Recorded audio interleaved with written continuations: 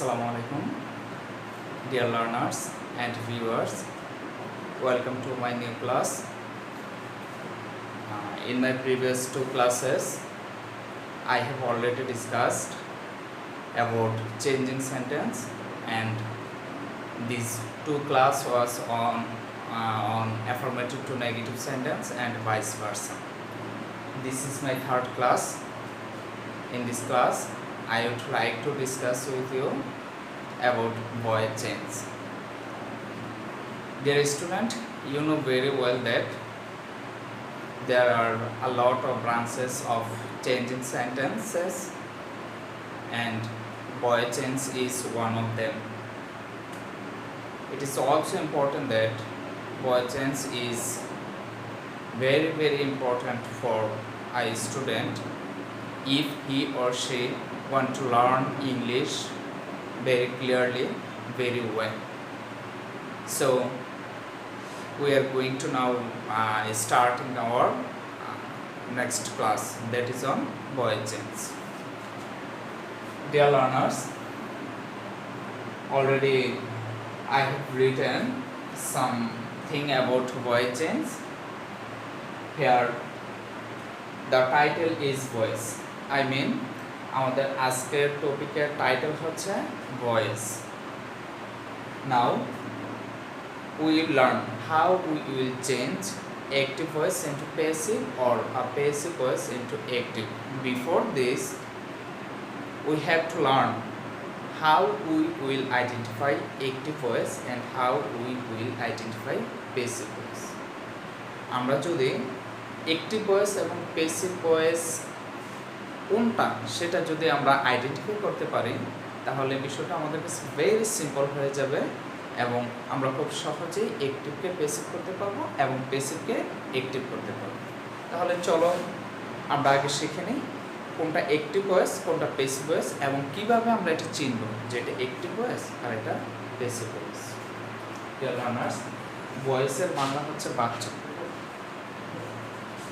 Voice বলতে আমরা বুঝি ওই টপিকটিকে যে টপিকের মাধ্যমে ভার্ব এর কাজটি সাবজেক্ট নিজে করলো নাকি তার উপরে এসে পড়লো। নিজে করলে ভার্বের যে রূপ হয় অথবা তার উপরে এসে অর্পিত হলে ভার্বের যে রূপ হয় ওই রূপটাকে বলা হয় ভয়েস অথবা বাচ্চা। ইংলিশে ভাষা, আমাদের ইংরেজি ভাষায় ভয়েস দু প্রকার, active voice and passive voice. Active voice হচ্ছে সাবজেক্ট নিজে যখন কাজটি সম্পন্ন করবে তখন তাকে আমরা অ্যাক্টিভ ভয়েস বলবো। সাপোজ আমরা সহজে চেনার জন্য এখানে দুইটি লিঙ্ক দিয়েছি। First one is active voice. Active ভয়েসে আমরা লিখেছি কি সাবজেক্ট সক্রিয়। আই মিন সাবজেক্ট নিজে যখন সক্রিয়ভাবে ভার্বের কাজটি সম্পাদন করবে তখন তাকে আমরা অ্যাক্টিভ ভয়েস বলবো। The next one is passive voice. In passive voice, subject নিষ্ক্রিয়, সাবজেক্ট মাস্ট বি ইনঅ্যাক্টিভ। সুতরাং যখন আমরা দেখব সাবজেক্ট নিজে কাজটি করছে না, অন্য কেউ কাজটি করছে, ওই কাজের দায়ভার এসে সাবজেক্টের উপর অর্পিত হয়েছে, তখন তাকে আমরা প্যাসিভ ভয়েস বলব। সাপোজ আমরা এখানে তিনটি উদাহরণ দিয়েছি। নাম্বার ফার্স্ট উদাহরণে Rafi writes a letter. Rafi writes আর লেটার। ভয়েস চেঞ্জ করতে হলে আমাদের একটি বাক্যের প্রত্যেকটি পার্টকে আলাদা আলাদা জানতে হবে, স্পেশালি কোনটি সাবজেক্ট, কোনটি ভার্ব এবং কোনটি কমপ্লিমেন্ট অথবা অবজেক্ট হিসেবে আমরা আইডেন্টিফাই করে থাকি। এখানে রাফি হচ্ছে সাবজেক্ট, রাইটস ভার্ব আর লেটার, এটাকে আমরা কমপ্লিমেন্টও বলতে পারি, অথবা ভয়েস চেঞ্জের ক্ষেত্রে আমরা কমপ্লিমেন্ট না বলে সবসময় এটাকে অবজেক্ট হিসেবে আইডেন্টিফাই করব।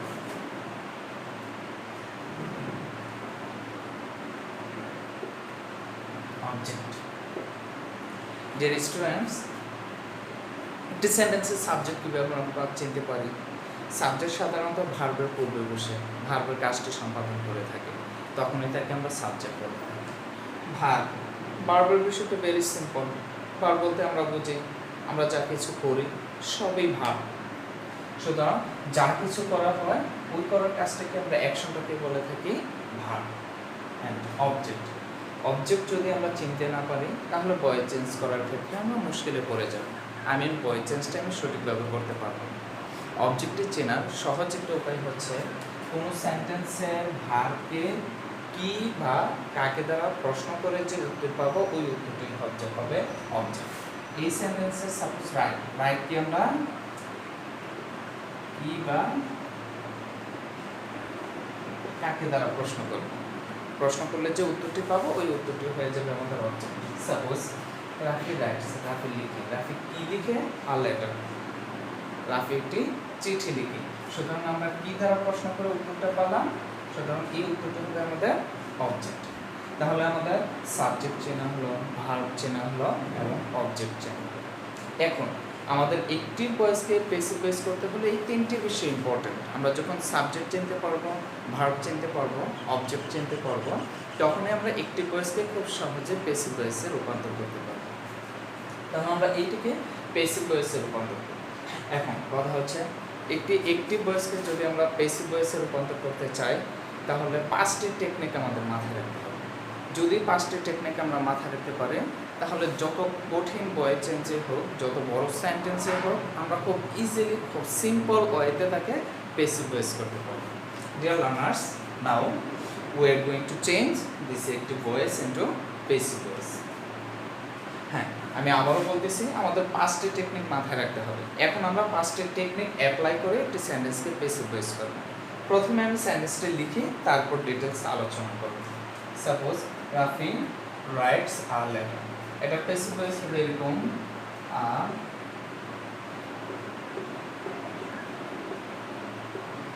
letter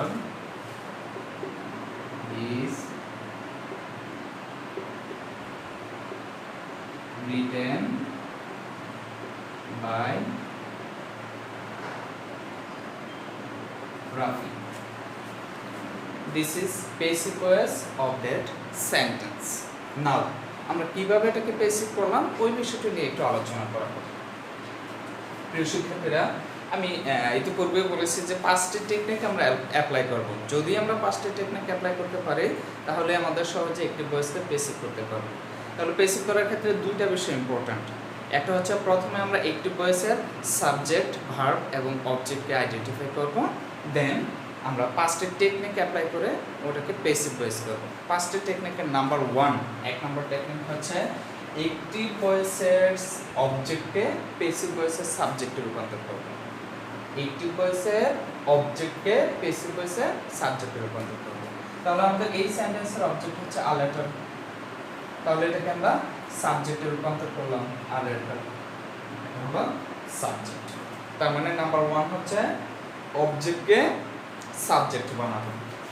and this is number 1. Number 2 নম্বর বিষয়টা আমরা নতুন করে আনবো, সুতরাং এটার মতো মনে রাখতে হবে। সেটা হচ্ছে প্যাসিভ ভয়েসে সবসময় সাবজেক্টের পরে একটি বি ভার্ব ব্যবহৃত। প্যাসিভ ভয়েসে সবসময় সাবজেক্টের পর আমরা একটি বি ভার্ব ব্যবহার করব, আর ওই বি ভার্বটি টেন্স ও পারসন অনুসারে হয়ে থাকে। সাপোজ আমাদের এটি রাফি রাইটস আ লেটার, এটা হচ্ছে একটি প্রেজেন্ট ইনডিফিনিট টেন্স। যে সেন্টেন্সটি দেখবে প্রেজেন্ট ইনডিফিনিট টেন্সে আছে, এখানে তো কোনো অক্সিলিয়ারি ভার্ব নাই। যদি অক্সিলিয়ারি ভার্ব না থাকে প্রেজেন্ট টেন্সের ক্ষেত্রে আমরা অক্সিলিয়ারি ভার্ব হিসাবে ব্যবহার করব 3টি ওয়ার্ড, 3টি বি ভার্ব। এগুলো হচ্ছে am, is, are।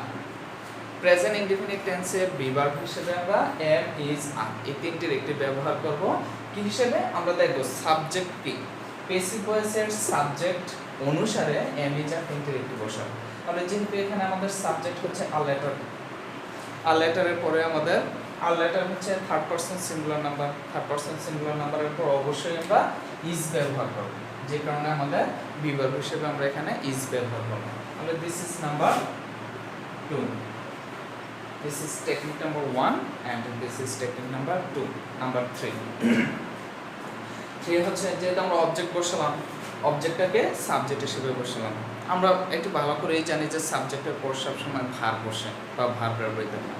তাহলে পেসিভ ভয়েসের ক্ষেত্রে অলওয়েজ একটি বিষয় মাথায় রাখতে হবে যে পেসিভ ভয়েসে সবসময় ভার্বের 3 নাম্বার ফর্ম ব্যবহৃত হয়, আই মিন ভার্বের পাস্ট পার্টিসিপল ফর্ম বসে। সুতরাং এখানে রাইটসের পাস্ট পার্টিসিপল ফর্ম হচ্ছে written. This is number 3। Passive ভয়েসে সবসময় আমরা ভার্বের পাস্ট পার্টিসিপল ফর্ম ব্যবহার করি। তাহলে আমাদের সাবজেক্ট গেল, অক্সিলিয়ারি ভার্ব গেল, ভিভার্ব গেল, ভার্বের পাস্ট পার্টিসিপল ফর্ম বসালাম। তাহলে দেখো এখানে আমাদের অবজেক্ট ব্যবহার করে ফেললাম, ভার্ব ব্যবহার করে ফেললাম, তাহলে বাকি আছে কি সাবজেক্ট। যেহেতু অবজেক্টটাকে সাবজেক্ট বানালাম, সুতরাং সাবজেক্টকে অবজেক্ট বানালাম। সুতরাং সাবজেক্ট রাফি, তাই রাফিকে আমরা এখানে অবজেক্টে রাফি হিসেবে বসাবো। This is number 4। এখন আমাদের নাম্বার 3 গেল, নাম্বার 4 গেল, আজকে বাকি আছে নাম্বার 5 এন্ড। যখন আমরা পেসিভ ভয়েসের অবজেক্ট বসাবো, অবজেক্টের পূর্বে সবসময় একটি প্রিপোজিশন ব্যবহৃত হয়। এই ক্ষেত্রে অধিকাংশ টাইমে প্রিপোজিশন হিসেবে আমরা বাই ব্যবহার করি। This is number 5। বাই ছাড়াও কখনো কখনো এট, উইথ অথবা টু ব্যবহার করে থাকি। আমরা আমাদের পরবর্তী ক্লাসে বাকি প্রিপোজিশনগুলো নিয়ে আলোচনা করব। তাই আমাদের এই সেন্টেন্সে অথবা এই সেন্টেন্সে আমরা যা দেখতে পেলাম, আমাদের যে পাস্টের সিস্টেম, আমি আবারও বলতেছি খুব দ্রুত। একটি ভয়েসের সাবজেক্টকে পেসিভ ভয়েসের অবজেক্ট বানাবো, একটি ভয়েসের অবজেক্টকে পেসিভ ভয়েসের সাবজেক্ট বানাবো। দ্বিতীয়ত টেন্স ও পার্সন অনুসারে একটি অক্সিলারি ভার্ব ব্যবহৃত হবে। তৃতীয়ত একটি ভয়েসের ভার্ব পেসিভ ভয়েসের ভার্ব হিসেবে বসাবো। তবে এক্ষেত্রে একটু ভিন্নতা দেখা দেবে। একটি ভয়েসের ভার্ব যে কোনো ফর্মেই থাকুক, যখন এটাকে আমরা পেসিভ ভয়েস করব, পেসিভ ভয়েসের সবসময় ভার্বের পাস্ট পার্টিসিপল ফর্ম বসাবো। নাম্বার 4, একটি ভয়েসের সাবজেক্টকে পেসিভ ভয়েসের অবজেক্ট হিসেবে বসাবো। এবং যদি পেসিভ ভয়েসের অবজেক্ট থাকে, অবজেক্টের পূর্বে আমরা বাই ব্যবহার করব। কখনো কখনো বাইয়ের পরিবর্তে এট, উইথ বা টু ব্যবহৃত হয়, সেটা আমরা পরবর্তীতে দেখব। তাহলে আমাদের এই 5টি টেকনিক যদি আমাদের মাথায় থাকে, আমরা খুব সহজ উপায়ে একটি ভয়েসকে পেসিভ ভয়েসে রূপান্তর করতে পারব। ডিয়ার লার্নার্স, এখন আমরা দ্বিতীয় সেন্টেন্সটাকে দেখি।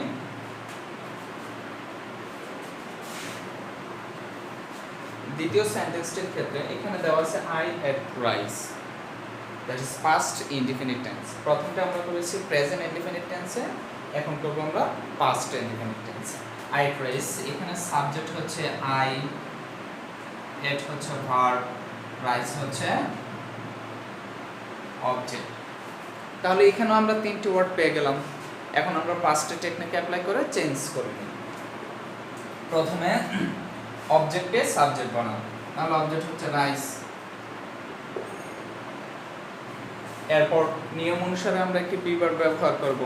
এটা প্রেজেন্ট ইনডিফিনিট টেন্সে কোনো অক্সিলারি ভার্ব ছিল না, তাই আমরা প্রেজেন্ট ইনডিফিনিট টেন্সের ক্ষেত্রে বি ভার্ব হিসেবে ব্যবহার করি এম ইজ আর। এখানে এটা past indefinite tense, past indefinite টেন্সের কোনো অক্সিলারি ভার্ব থাকে না, আই মিন বি ভার্ব থাকে না। সুতরাং বি এর পাস্ট ফর্ম হচ্ছে ওয়াজ, ওয়ার, ওয়াজ অথবা ওয়ার। বি এর প্রেজেন্ট ফর্ম এম ইজ আর, সুতরাং প্রেজেন্ট টেন্সে আমরা এম ইজ আর তিনটার একটি ব্যবহার করেছি। আর বি এর পাস্ট ফর্ম, বি ভার্বের পাস্ট ফর্ম হচ্ছে ওয়াজ, ওয়ার। সুতরাং পাস্ট ইনডিফিনিট টেন্সের ক্ষেত্রে আমরা ওয়াজ অথবা ওয়ার ব্যবহার করব। সেই ক্ষেত্রে ওয়াজ হবে নাকি ওয়ার হবে, ওইটা আমরা সিলেক্ট করব সাবজেক্ট অনুসারে। সাপোজ এখানে আমাদের সাবজেক্ট হচ্ছে rice, rice third person singular, third person সিঙ্গুলারের ক্ষেত্রে আমরা ওয়াজ ব্যবহার করব। সুতরাং এখানে হবে রাইস ওয়াজ। দেন ভার্ব, নিয়ম অনুসারে ভার্বের 3 নাম্বার ফর্ম ব্যবহার করে থাকি। সুতরাং এই ক্ষেত্রে আমরা এটার 3 নাম্বার ফর্ম হচ্ছে ইটেন, রাইস ওয়াজ ইটেন। দেন সাবজেক্ট, সাবজেক্টকে অবজেক্ট হিসেবে ব্যবহার করব। আই এর অবজেক্ট ফর্ম হচ্ছে মি। যেহেতু অবজেক্ট আছে, অবজেক্টের পূর্বে আমরা বাই বসাবো। ডিয়ার স্টুডেন্টস, এক্ষেত্রে আমাদের খেয়াল রাখতে হবে, যদি নাউন থাকে সাবজেক্ট, নাউনের অবজেক্টিভ ফর্ম নাউনে হয়ে থাকে, কিন্তু প্রোনাউনের অবজেক্টিভ ফর্মটা একটু ভিন্ন হয়ে থাকে। সাপোজ আই এর অবজেক্টিভ ফর্ম হচ্ছে মি, যে কারণে আমরা আই না লিখে, যেহেতু এটা অবজেক্টের ক্ষেত্রে আমরা কখনো আই লিখতে পারবো না, আই এর অবজেক্টিভ ফর্মটাই ব্যবহার করতে হবে, সেই কারণে আই এর পরিবর্তে লিখলাম আমরা me. Then number 3, they will do the work. This is another sentence and another tense. They will do the work. এটি একটি ফিউচার ইনডিফিনিট টেন্স। তার মানে আমরা প্রেজেন্ট ইনডিফিনিট টেন্স করলাম, পাস্ট ইনডিফিনিট টেন্স করলাম, এখন আমরা করতেছি ফিউচার ইনডিফিনিট টেন্স। তাহলে ফিউচার ইনডিফিনিট টেন্সের ভয়েস টেন্স একই সিস্টেম অ্যাপ্লাই করব আমরা। প্রথমে আমাদের যেমন এখানে সাবজেক্ট হচ্ছে দে আর উইল, আমাদের অক্সিলারি ভার্ব অথবা সাহায্যকারী ভার্ব আমরা বলতে পারি ডু, ভার্ব, অবজেক্ট। তাহলে ডিয়ার স্টুডেন্ট, এখানে আমরা একটি বিষয় খেয়াল করতে পারলাম যে এখানে একটু অক্সিলারি ভার্ব আছে অথবা সাহায্যকারী ভার্ব আছে। তাহলে প্রেজেন্ট ইনডিফিনিট এবং পাস্ট ইনডিফিনিটে অক্সিলারি ভার্ব নাই, আর ফিউচার ইনডিফিনিটে অক্সিলারি ভার্ব আছে। তাহলে যদি অক্সিলারি ভার্ব থাকে তখন আমরা কি করব? তখনও আমাদের বি ভার্ব ব্যবহার করতে হবে। সাপোজ এখানে অবজেক্টটাকে আমরা সাবজেক্ট বানাবো দা ওয়ার্ড,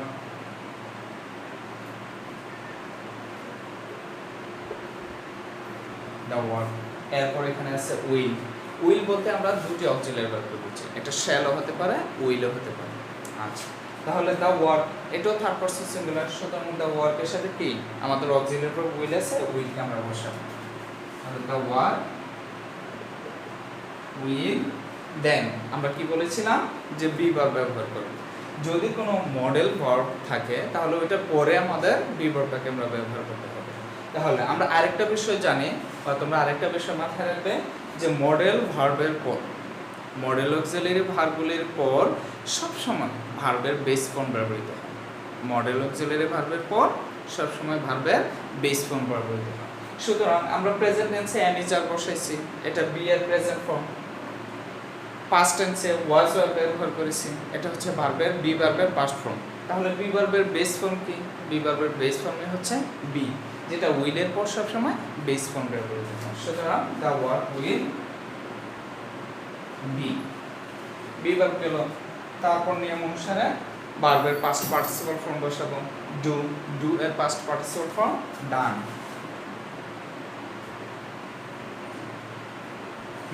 ডান। ভার্ব শেষ, ভার্বের পরে আমাদের সাবজেক্টটিকে অবজেক্ট হিসেবে বসাবো। তাহলে সাবজেক্ট আছে দে, দের অবজেক্টিভ ফর্ম হচ্ছে দেম, আর দেম এর পূর্বে নিয়ম অনুসারে আমরা বাই বসাবো। সুতরাং এখানে হবে বাই,